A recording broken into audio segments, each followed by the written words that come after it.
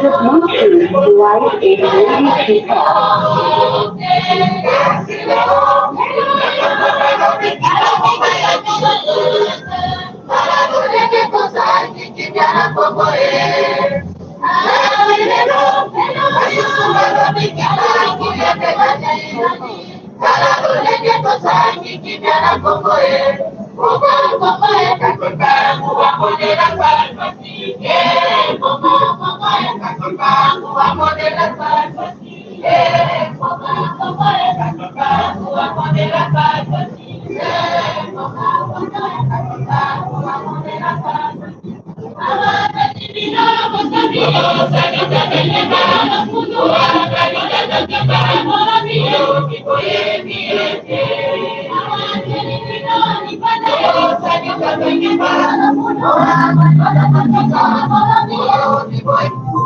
Yasolo bandeko bana somi ekolo Congo mingi bawangana babosana tata kimbangu babosana tata kimbangu yasolo te ezali oyo plan ya mondele asalaki ete tobosana ba oyo ya biso nakanisi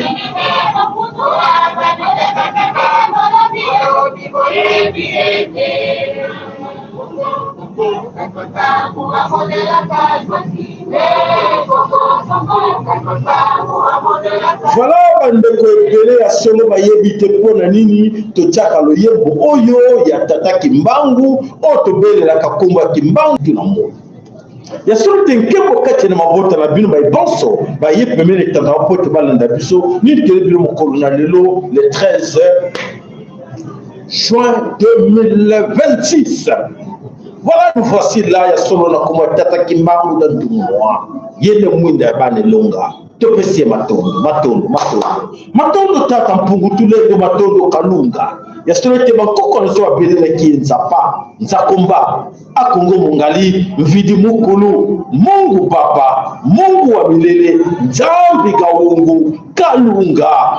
Esengo ezali ete ya solo bakoko ya biso oyo toyebaki ke bazalaki bato na mayele mbaye bamindele baye kokosa biso ke te bankoko na bino bazala bazoba bandeko bona mindele bakosi biso ya lutte. Voilà, on nous a dit ça, on nous a appris nos grands-parents parce que nos grands-parents n'étaient pas instruits. Et puis surtout, c'est la plus instruite que les Kabango pour faire mayele. Les Kama, ben de côté qui a solo to kan seki ke ezala qui a solo.